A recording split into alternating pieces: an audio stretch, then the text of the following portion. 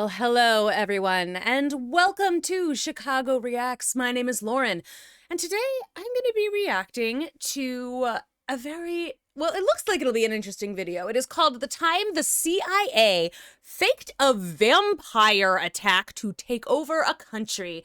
And so I don't know if I will be able to actually post this video or not. The CIA comes at me, but I don't know. It was managed to be posted before, so now I'm going to react to the actual history of it. I'm very excited about it. I do have a little bit of a drink for us today. This is, again, a chocolate martini. I use oat milk and espresso and vodka and cream de cacao to make it an effective beverage, and it is very effective. I still have some more in there. There we go. But see, when I pour drinks, I actually pour them into like a perfect amount. See, I knew exactly how much I needed because I'm awesome. Anyway, thank you for being here. Please make sure that you like, comment, subscribe. If there's something that you'd want me to react to, make sure that you let me know in the comments, because I will read them and I will at least add it to the list and make sure that I at least attempt to view it. I like to make sure that I'm watching what you want me to react to. So this is a video by Wendigoon. You might recognize the narrator if you watched the internet historian video, Man in a Cave, because he played the man in a cave. I just think that's kind of interesting and fun. It's a fun little collaboration, and now I'm here and I'm reacting to him personally. So I am excited to learn how the CIA faked a vampire attack. I'm not sure how that works, and I'm excited to find out. So now, without further ado, let us learn how the CIA faked a vampire attack, which is so fun. All right. It's not spooky season anymore, but it is in my heart. So let's go. Hello, everybody. Hi. Today we're going to be talking about the time the CIA faked a vampire attack in order to take over the Philippines. Oh, the Philippines. Cool. Yeah.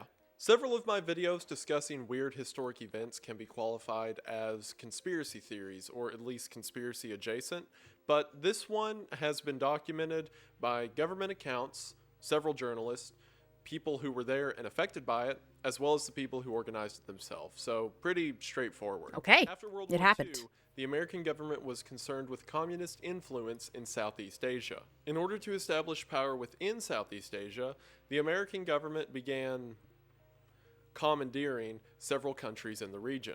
Among their places of concern was the area of central Luzon, Philippines. However, in the late 40s and early 50s, there was a local rebellion taking place within the Philippines that the government would have to quell in order to establish dominance in the region. So, in 1950, Lieutenant Colonel Edward Lansdale was sent to the region in order to stop the rebellion by any means necessary. He has dead eyes. Like, if I cover up his face, like, seriously, cover up the lower half of that guy's face and tell me that A, his eyes aren't staring into the depths of your soul, and B, that he doesn't want to kill you. Since the rebel forces were composed of a guerrilla army, direct force didn't seem to work. So instead, Lansdale moved to psychological operations. And among those operations, as we'll talk about, were vampires. That's a cool The vampire. story and a lot of the conspiracies around it run deeper than just hoo-hoo ha-ha vampire attack, but we'll also get to the hoo-hoo ha-ha vampire attack, so don't worry. Hoo-hoo-ha. But you'll see how a vampire attack in the Philippines connects to the Kennedy assassination and also sabotaged condoms. I'm not kidding. As soon as I heard about this story, I had to immediately tell somebody about it. I mean, it's too weird not to. And as we move into the spooky season, I think this is a pretty good topic to bring up. We're moving out of the spooky season now from when I am reacting to this, but that's okay. Like I said, it's always spooky season in my soul, so it counts. So if that sounds interesting to you, stick around as we talk about the time that the CIA pretended to be vampires. I love that so much. Also, I hate This it. is my life now. And while we're talking about the spooky season, hi. let's talk about the scariest thing of all. Having your personal data stolen while you browse the internet. But fear no more. I've been thanks to hacked, it today's sucks. Sponsor, Atlas VPN.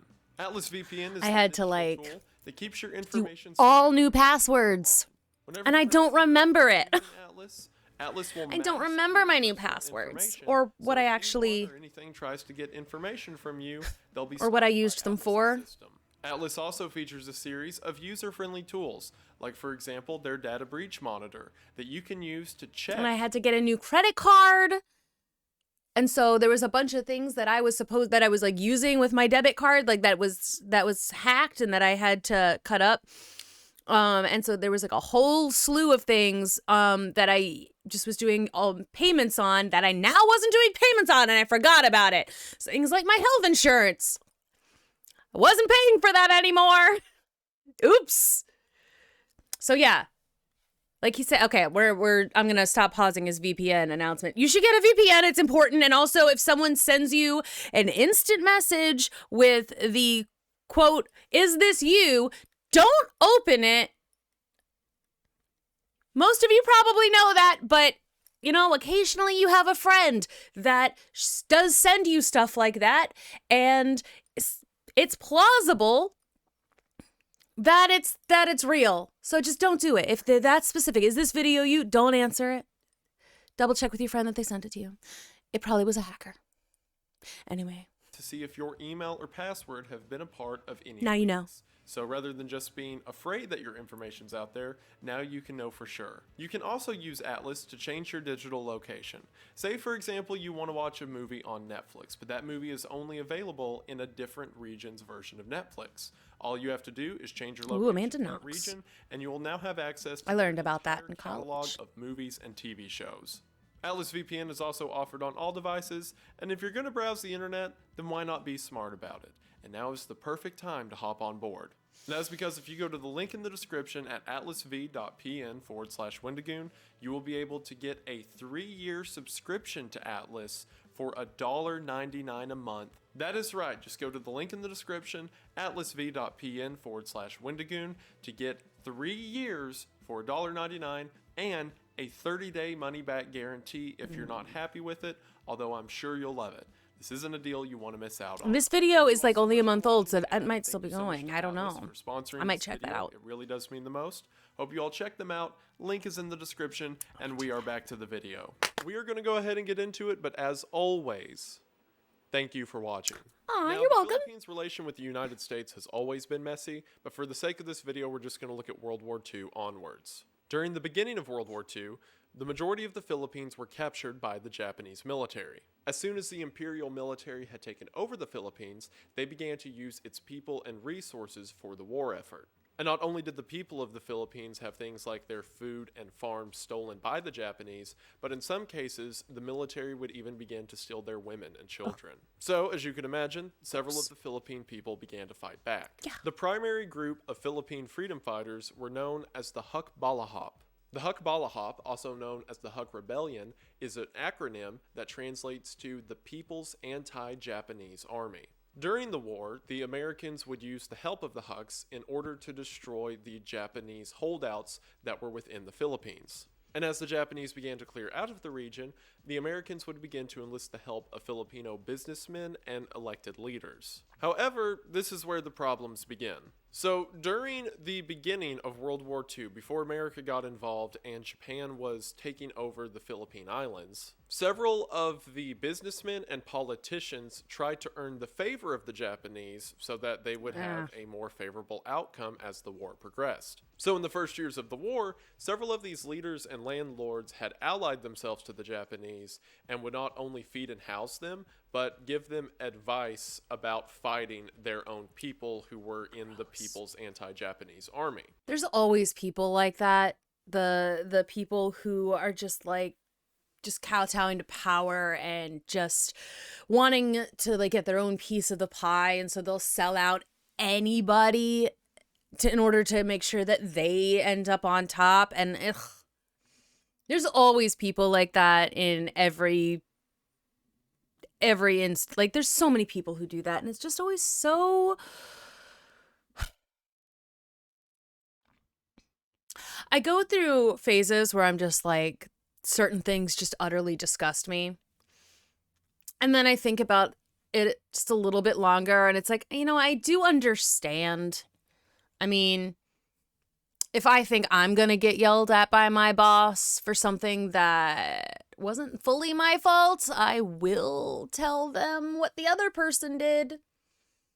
Like, I don't, it's like, all right. I mean, usually we try and stick together in solidarity, us little co-workers and stuff. But occasionally I'm like, if I think I'm gonna get in trouble for something I didn't do, I will not stand for that. I don't know if that's even remotely similar. My hair is so weird. I don't know if that's even remotely similar, honestly, but I do get it. On a case, it's like you want, to survive. I get the survival instinct. Like, it makes sense. It's like, oh, these people are actively trying to hurt everyone around you. Why? Anyway, I'm getting very uncomfortable with Wendigoon staring straight into my soul. So let's continue. So at the end of the war, whenever the U.S. government was trying to reinstitute the Filipino government, and they did it using the pre-existing leaders of the Philippines, that doesn't go over well with the people who have been fighting them for the past 4 years, as you could imagine. Because several of these leaders had helped the Japanese destroy their country, and then America comes in and says, yeah, these guys are still in charge. Fucking and America. While tensions were high, there was no direct violence, at least until 1946, when the leader of the PKM, a group that the Hucks were allied to, was murdered. Then they decided to get violent again. Okay. They changed their name Fair. from the People's Anti-Japanese Army to the People's Liberation Army, but still went by the name of Huck. And as America was trying to make a new government for the Philippines, the Hucks would smuggle weapons into the mountainside and begin to grow local resistance. It also didn't help the government's case that these local leaders who had previously had to do things under the watchful eye of the Japanese military were now pretty much given free rein by the Americans. So as soon as these leaders got power, they began to take a bunch of the food and resources from farmers and essentially just be a jerk to the peasant class that they didn't care for, which helped to increase support for the opposing Huck rebellion. And by 1949, it's estimated that the Hucks had anywhere from 11,000 to 15,000 active fighters. Seriously, though, has America interfering in a foreign country ever actually helped? Like, I feel like every single time we learn about, well, America decided they knew what was best, it's like the people there were like, no, back off. We got this. Stop putting corrupt people in power. Stop helping. It's not helpful. Like,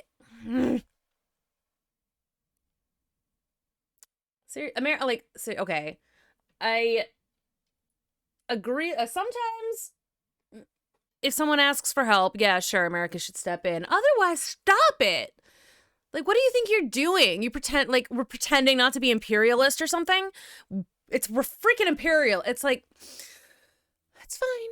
It's fine. We're good. I mean, America is not helpful necessarily a lot of the time in these foreign, when they interfere in these like little rebellions in foreign countries, just trying to instill like our version of the best thing. But if there has been a time that I'm just like not thinking about right now, that us interfering after the fact, like especially like I'm not trying to say that we weren't helpful in certain like wars, like World War I and II. It's like, that was pretty helpful. But after the fact, when we're starting to interfere in governments of other countries, has there ever been a time when that hasn't been a disaster? Or at least after the fact, it's been pretty obvious that it was unwanted and unhelpful. If there's been a time that it's worked out for the best, let me know, because I don't hear about that. A couple things to note with this is, for one, whenever you read about the Hucks in American or pretty much any official history text, they're kind of just called an offshoot of the Soviet Union and a directly communist strong arm of theirs in the Philippines, because during that time of the Cold War, the concern was between American capitalism and Russian communism. Mm-hmm. So anytime there was any problem or enemy that came up against America, they'd say, oh, well, they're just in league with the communists. Yeah, and sounds because right. of that, the Hucks have gone down in history as a communist fighters group. And while the Hucks were allies with the PKP, who was a group of fighters who were a part of the Soviet Union, all of the Huck fighters were like farmers who just didn't like having their stuff stolen. So while you could maybe argue that kind of was in line with some of the beliefs, they just didn't want to get pushed around. So calling them a Soviet Union military organization is exaggeration at best. I should also mention that while everything I've said until this point paints the Hucks out to be just like these valiant freedom fighters fighting against the government, and while there were certainly elements of that, by 1949 the movement had become large enough that people would claim the name of the Huck Rebellion so that they could get away with things like murder and robbery. So while there definitely was a good cause, at least in the beginning, by 1949, 1950, the Hucks were seen as a bunch of rampant pillagers, at least around heavily populated areas. In the mountainside where the original Huck rebels were, there was more of a grassroots movement to help them, but that dissonance can't last long. Government is not being good to its people, and some of the people are acting a fool. Now, did the United States government care about this? No. No. They were concerned with the Russian threat, and everything they did was to advance that end, as we're going to see. So if America is going to have a position of power in the Philippines, which is a very strategic location for anything in Southeast Asia, then they're going to have to deal with this local infighting. Okay. So in 1950... See, okay, here's my dead-eyed man again. No wonder they chose vampires. This man has, like, ugh. Maybe it was just the 50s. Like... You just can't take a picture without it looking like someone's just dead. Pentagon sent one of their best men to the Philippines. What's he sneering? What's he sneering about? Edward Lansdale. Now, if you're weird like I am and into crazy Cold War psyop stuff, Lansdale is a very familiar name. He wrote the book for what would become the majority of psyop tactics from Vietnam forward.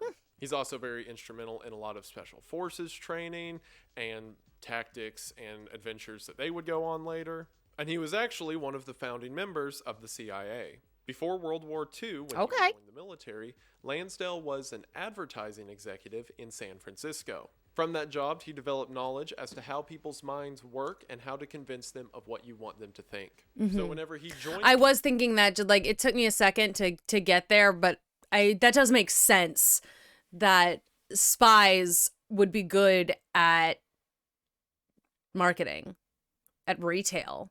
You know, it's like you can figure out what people want pretty early on, and then and make it seem like it's their idea that they want it. That's something that you learn in sales as well. So it's like you can all right, no, we'll give the people what they want, but we first have to tell them what they want without telling them what they want. Like, it has to seem like it's their idea. And so I can see where, like, an advertising exec would be good at that. Like, I understand. It does make sense. Military during World War II, he was sent to the Operation of Strategic Services, or the OSS, which after the war, the members of it created the Central Intelligence Agency, or the CIA. I did know that. Lansdale, one of the first ever CIA agents, gets to the Philippines in 1950 and creates something called the Civil Affairs Office. The Civil Affairs Office was a means for Lansdale to communicate with Filipino leaders of how they can best destroy the Filipino rebellion. As an expert in psychological warfare, Lansdale said that the best way to convince a people of what you want them to think is by using their own truths and ideas against them. So after analyzing the situation and speaking with other leaders, Lansdale determined that the majority of Filipino people were very superstitious and had a lot of religious beliefs tied to local tradition. So he decided that that is how he's going to get them. The first of these operations went as follows. On a cloudy day, he had someone fly a small airplane with a very large speaker attached to it. This airplane flew over the Philippine countryside, where it was believed that several of the locals were aiding and abetting Huck rebels. And from this large speaker flying through the clouds, played several curses in the locals' native language. These messages said that any collaborators who are helping the local rebels will have their family cursed and all of their belongings destroyed if they continue to aid them. And it seems that this worked, as in the following weeks, several groups of Huck rebels turned themselves into the authorities because they were starving. See, typically with these guerrilla factions, they have to rely on the goodwill of others and create this underground network of supplies and shelter in order to sustain themselves. But now that these people were afraid of a curse and kicked them out, they had no other option but to turn themselves in or starve to death. So seeing that this was working, Lansdale doubled down. Lansdale had several men embedded into the local population in order to give him information as to where the Hucks were or what they were doing. So using this information, Lansdale began to get data on which specific houses were aiding the rebels. Then, under the cover of night, his agents would go out next to these houses and spray paint these large watching eyes on the streets around these houses. Oof. So imagine that you are a local person who is invading a group of rebels. And while you're supportive to their cause, you also have yourself and your family to look out for. Mm-hmm. And then one day you go to bed, and when you wake up, there are eyes painted all around your house. Would probably make you think twice about helping these guys out. So because of this, collaborators became more few and far between, and the Huck rebels had to more so rely on their own resources. And now that we've set the stage for all that, let's talk about the vampires. Now, the term vampire is a bit of an oversimplification of what actually happened. The Filipino people have a legend of a creature known as an aswang. Aswang itself is kind of an overarching term that can embody ideas from witchcraft to zombie-like risen dead people to demonic spirits or what have you. But the commonality seen throughout Aswang belief is that they are a blood-sucking creature who drains the blood of their victims, most often through a long tongue that shoots out and stabs people kind of like a mosquito. So Lansdale, Or like a having licker. seen that flying a plane and pretending to be God worked, maybe they should try the vampire thing. Specifically, there was a mountaintop in central Luzon that was a strategic control point for the Huck rebels. And Lansdale decided to literally scare them out. So he had a couple of his men go to the villages around the mountain and begin talking of how they saw an aswang on the mountain nights prior. Sure enough, other rebels said that within the day, people in the town began to tell stories of how there is an aswang or demonic creature draining the blood of people in the forest around the mountain. So Lansdale waited a couple days, at which point he was sure that the information got back to the Huck rebels directly, and then decided to send a group to attack. Is he gonna, like literally exsanguinate people? Is he going to actually kill people in a way that would be reminiscent of this Aswang vampire thing? Like, ooh. I mean, they faked a vampire attack. But, like, maybe it's... Can all be smoke and mirrors? I don't know.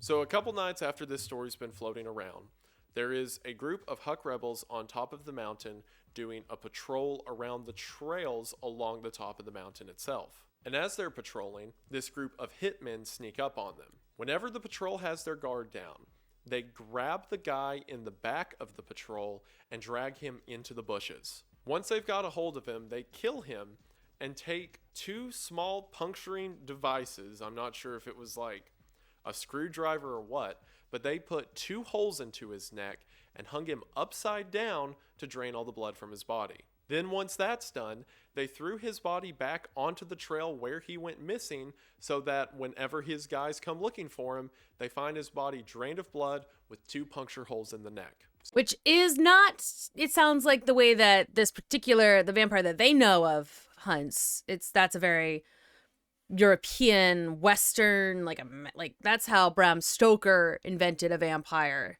The holes.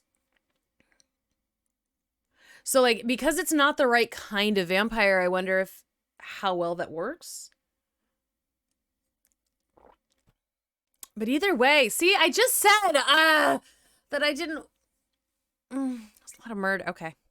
So yes, with no exaggeration, straight from their own admittance and declassified records, the CIA staged a vampire attack on this random Filipino freedom fighter. Right. And perhaps even more surprisingly, it worked. The next day, the entire rebel force cleared off of the mountain. Now, is this because they thought that an aswang was attacking them and may kill their entire camp?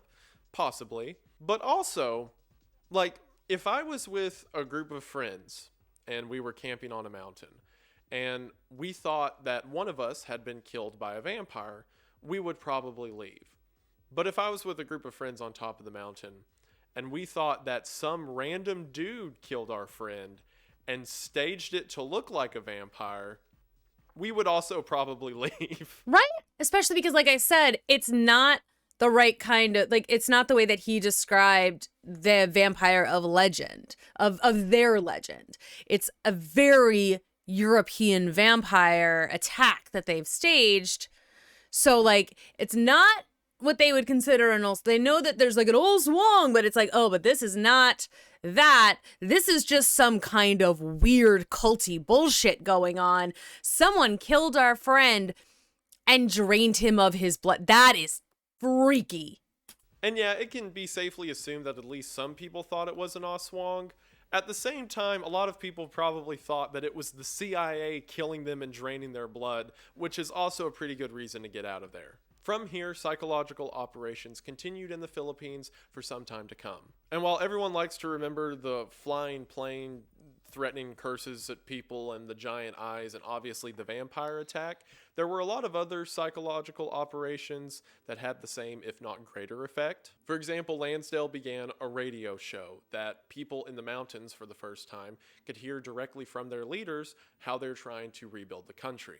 Lansdale made sure that government officials were no longer being abusive to the locals, which, again, if the locals feel like they're not being oppressed, they don't really have the need to support a group of freedom fighters. And several government leaders would dress up and pretend to be Huck rebels and go through villages stealing food and yelling at people. So as villagers began to think that the government was beginning to have their best interests and be supportive, while the Hucks were murdering people and acting like jerks, half legitimate, half government officials dressed up as Huck rebels, then support for the Huck Rebellion began to die out. It was also about this time, again around 1953, that the Filipino government was like, wow, thanks America, we sure are glad you helped us out with those rebels. You can go ahead and leave whenever you want. And the CIA was like, yeah, No. leave. While Lansdale was there, he became friends with someone known as Raymond Magsaysay. During Lansdale's operations in the country, Raymond was the head of their Department of Defense, and Raymond aided Lansdale in his operations in the Philippines. So the two became friends whenever Lansdale was doing his operations, and around 1952 he says, "Hey Raymond, why don't you run for president?" And Raymond says it's a great idea and begins to run. But as soon as he does, he quickly realizes that it's not him running for president, it's the Lansdale. CIA running for president. Raymond was used as a puppet, and everything from his speeches to his policies were decided by the U.S. government. To ensure Raymond's election, the CIA began running smear campaigns against all of Raymond's opponents. Everything from rumors in the paper to spiking their drinks before they gave a speech in order to make them look unfavorable to the public. One day, before he gave a speech, Raymond suggested that perhaps this time, instead of Lansdale and the CIA giving him a speech, maybe Raymond could write his own speech or have one of the locals help him write his speech. And Lansdale got so mad that he began to hit Raymond. I told you, his eyes are dead. He has no soul. He's the worst. I told you. Looking at the picture, I knew he was garbage. To the point that Raymond was knocked out. Fuck! By the time Raymond was elected in 1953, he was so battered and scared of the U.S. government that he sent a message directly to President Eisenhower that said, "I will do whatever the United States wants me to do, even if my people disagree with it." Also from declassified reports, whenever the day of the election came and Raymond was elected, it turns out the CIA had illegally smuggled guns into the country and hidden them around the city so that if he wasn't elected, they could stage a coup. Good to know that the CIA has always been terrible, and sorry, CIA. I mean, I think the CIA mostly goes after foreign threats, so I should be fine. So, like, hey, FBI, come at me. In 1957, he even passed a new law that said the Philippines will never accept any form of communism, as it, quote, puts us under the control and domination of an alien power. And, you know, we wouldn't want that now, would Nope. Not at Raymond all. died in a plane crash in 1957, and Did he? immediately the CIA had a new puppet that they wanted to run. And one of the opponents of the CIA, who was also running at the time, was named Claro Recto. And initially, the CIA just wanted to kill him, but then decided they couldn't for logistic purposes. So as part of their smear campaign against him, they began to leave these packages of condoms all over populated areas that said they were from Claro Recto, but in the top of all of them was a very visible hole poke, so that the people would think this guy running for office wants to sabotage their love life for some reason. In May of 1954, Did people buy that? Also, just like, I mean, you know, I knew the CIA was like fucked up. And I know that, and like I said, I know the American government has like a really bad track record of instituting itself in other governments and in foreign powers and in just trying to basically take over the world, but not be admitting that we're trying to take over the world. But like, I feel so bad for Raymond. He thought he had a friend. He thought he had someone to trust. He didn't notice this guy's dead eyes. Maybe because he was better at hiding it in person, but in photos, you can't. or the leader of the Huck rebels, Louis Taruk, would turn himself into the authorities, and surprisingly only got 15 years in jail, which I would assume they'd just kill him. But with Taruk turning himself in, a lot of people considered 1954 to be the official end of the Hucks. Lansdale was shortly thereafter transferred to Vietnam, even though we weren't officially there yet. And from there, Lansdale would go on to develop a lot of the tactics that were used in psychological warfare during the war in Vietnam.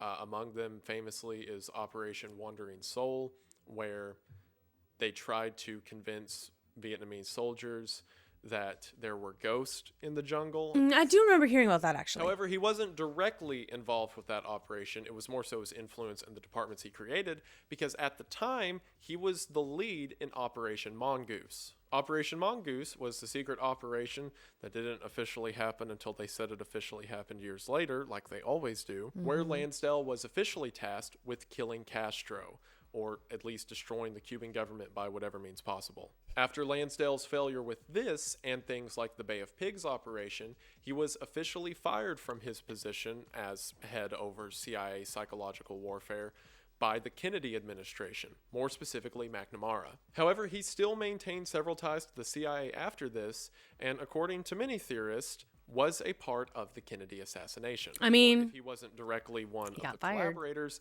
at least knew about it. Which, for a guy who's already faked a vampire attack and pretended to be God, I'm sure ghosts. Killing a president's like a normal. Especially a president that slighted you by firing you.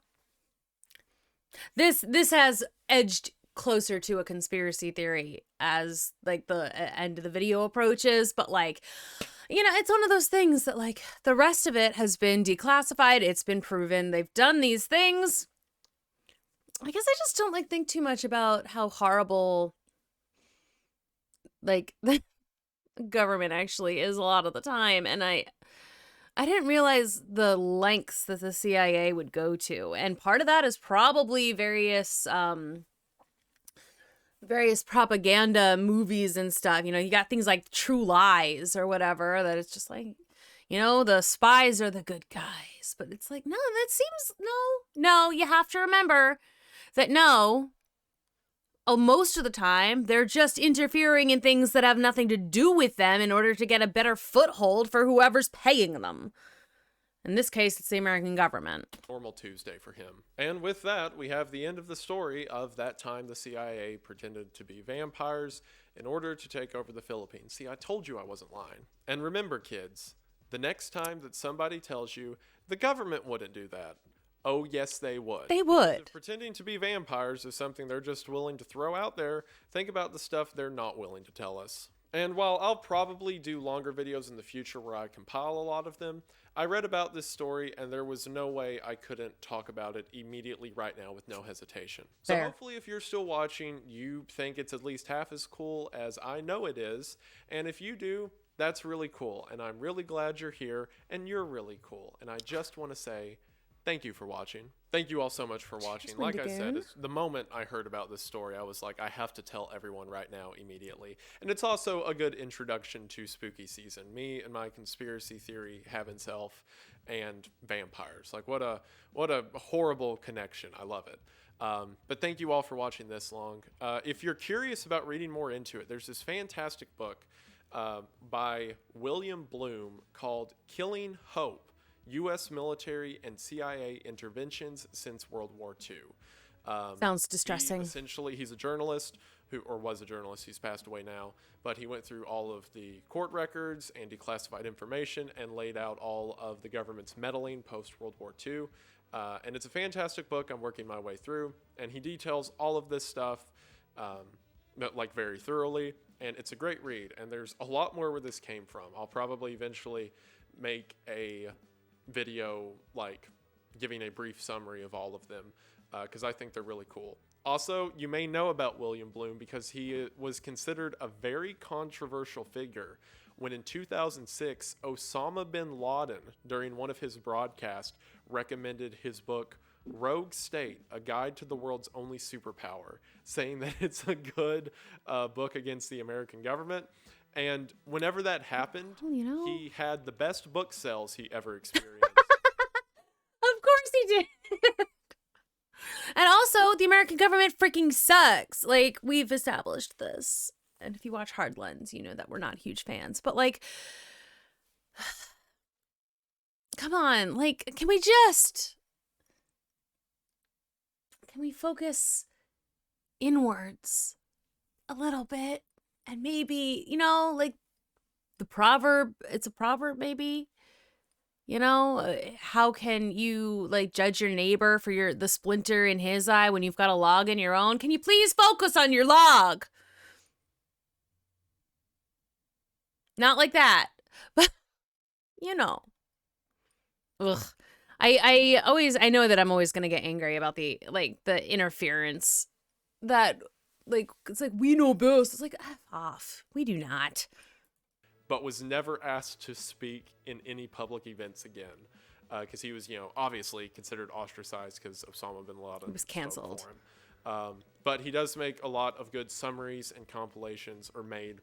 I keep saying it. He's passed away now, but he's still here in spirit. Well, it's also one of those things too. It's just like, if you can't be honest about the bullshit that your government has participated in and the things that it does, it's like you have to be able to say something's true about it. Like, you have to be able to be like, look, we've made these mistakes as a country, as a government. These are the mistakes we have made. We shouldn't do this. This is a problem. Because again, you can't change things. You can't fix things unless someone points out the problem. Like, you have to know the problem exists. And again, as a civilization, I feel like most Americans don't know necessarily that the problems exist. And I think that if people were more cognizant of the fact that these problems are there, and I don't know, I think maybe that we would be able to actually fix some stuff and actually be better as a country if we would actually be willing to admit that we're not perfect and that we do make mistakes and that we cause problems. And some of the people who are causing problems are doing it on purpose. Like, you have to admit that before you can make it better. And, it does kind of suck that Osama bin Laden was like, this book is why. It's like, but, you know what? If Osama bin Laden is pointing it out, maybe change the things he's maybe don't do those things. Anyway. No, but he made a lot of good summaries and compilations of not just conspiracy-esque stuff, but just shady stuff they've admitted to doing, like the vampire attacks. And like I said, there will be more of this whenever I get done working my way through the book. So hopefully you enjoyed it, because there's more to come. But for now, I want to say thank you all so much for the support you've shown me on the last video. After I botched I'm so paranoid with stuff. After I mess something up, I'm like, that's it. That's the channel. That's all she wrote. And then I like messed up the Frankenstein upload, but then you guys are just as supportive as ever on a video about a black and white movie, again, that none of us were alive for, and that means a lot. So hopefully you enjoyed. I also want to mention that Internet Historian, one of my favorite YouTubers of all time, made a video on his main channel that I got to be the face and the voice of, the lead role, and that meant a lot. Internet Historian's always been one of my favorite channels, and it's weird to think, like, 2 of his videos ago, I started YouTube, and now I'm like front and center in one of his. It's a blessing. He's a great guy to work with. So I'll link that video in the description because I think it's really cool and you all should check it out. It's a long one. Again, thanks, man, for putting me in that. It means the world. But anyway, I believe that should do it for now. I believe we're at 1.84 million. Thank you all so much for that. It means the world. And I'm excited for spooky season. Got a lot of plans coming up ahead, so stay tuned for that. But for now, I just want to say thank you for watching. I hope that you enjoyed, and I will see you in the next one. Bye. Bye. I don't know why that tickled me as much as it did, but it did. Anyway, all right. So this kind of became an anti-government bash, which, you know, could be worse. Thank you for watching this video with me. I thought it was interesting. It was like the CIA faked a vampire attack. Wait, what? Excuse you? And I'm glad that it happened, and it's true, and I'm furious that it happened, and it's true. Because on one hand, it's very funny, but on the other hand, and like the other like 4 hands, it's awful and shouldn't be allowed. And the lack of morality that some of these people that it kind of boggles, like the willingness, just like, no, let's just go and snag a guy and kill him. Because it didn't seem like the Hug people were doing too much actual murder. Like they were just, I don't know. He didn't mention much about that, but it's like if they weren't actually killing people, like on the reg, like why do you have to kill one? Like that's just straight up murder. That's like just cold blood murder, and then to stage it like a vampire attack is wild, like, and gross. Just all right. Drink to the downfall of the CIA, I guess. Like that's just if you know. Just for fun. Anywho,